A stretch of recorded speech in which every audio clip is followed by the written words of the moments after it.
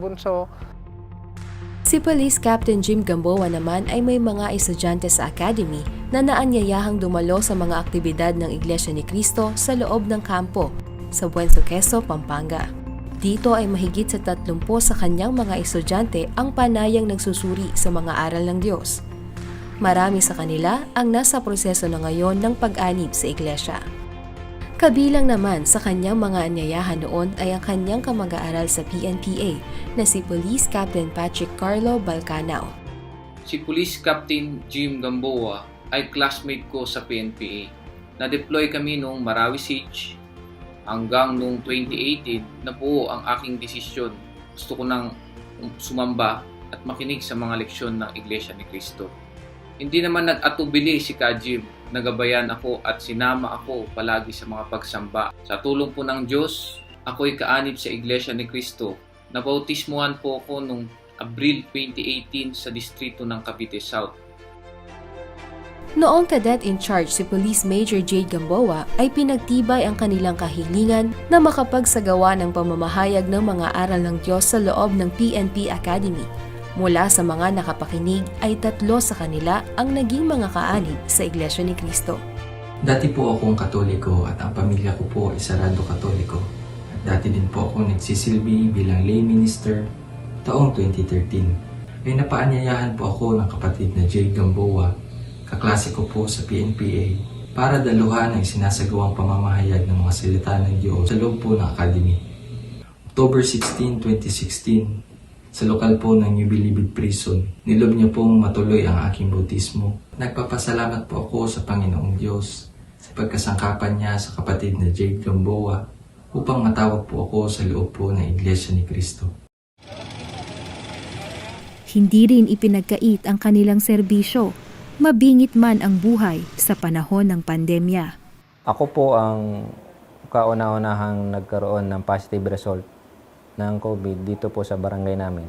So yun po yung time na hindi pa ho ganun kalawak ang kaalaman natin sa COVID. Parang kahit yung ibang tao na malapit sa amin is nakikita namin na lumalayo. Which is naman po naiintindihan namin. Talaga nananalangin po kami na pagalingin ng si Kuya. Dininig naman po ng Ama yung panalangin po namin. Ginawa po ng pamilya namin noon is hindi na lang po nila pinansin at nagpatuloy lang po sila sa pagsamba. Kami po yung nagmamando sa mga quarantine control points. So kami po yung nag-checkpoint dyan. Kung ano man po yung pinapatupad na ordinance ng LGU at ng IATF, kami po yung nagpapatupad. So mahirap din po kasi habang ginagawa mo yung ganong trabaho, hindi mo rin alam baka ikaw mismo is naapektuhan na. Ang PNP po, ini-ensure po niya na lahat ho ng mga kababayan natin ay sumusunod po sa protocol na ipinihiral ng gobyerno. Saan man makarating ay ibinabalik nila ang pagpapasalamat at pagtanaw ng malaking utang na loob sa kanilang mga magulang dahil sa mga aral ng Diyos na iginabay mula sa kanilang kamusmusan hanggang sa paglaki. Mga aral na hindi nila hihiwalayan sa lahat ng panahon ng kanilang buhay.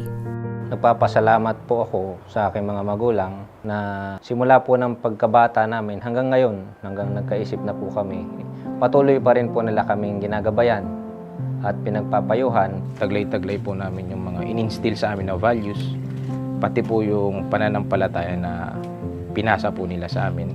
Salamat po sa pagpapalaki sa amin ng tama. Ramdam po namin na ang pagmamahal ng isang magulang. Salamat po at andyan po kayo na gumagabay sa amin. Andito lang kaming mga anak nila. Mahal na mahal po namin sila. Lagi po namin sinasama sa panalangin na ibiyaya pa po sila ng Panginoon Diyos sa amin. Sumasampalataya po kami na ang mga itinuro po ng aming mga magulang ay galing po sa ating pamamahala at lalo na po sa ating Panginoong Diyos. Kahit magkaroon man po ng lahat kami may mga sari-sariling pamilya na bilang panganay, sisiguraduhin ko po na mapapanatili po namin ang pagmamalasakitan at pag-ibigang magkakapatid. Nag-iwan ng ilang gabay ang magkakapatid na kadete para sa mga kabataan. focus muna po sa Yeah!